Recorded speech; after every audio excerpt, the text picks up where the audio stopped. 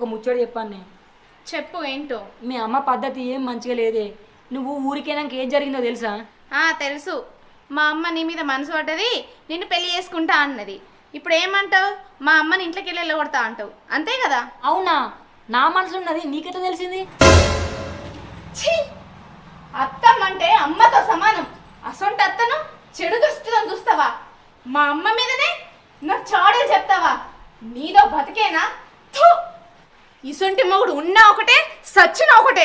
ఇప్పుడు నువ్వేమనుకుంటున్నావు? నా దృష్టిలో నువ్వు ఇప్పుడు సచ్చిన శవం లెక్కనే.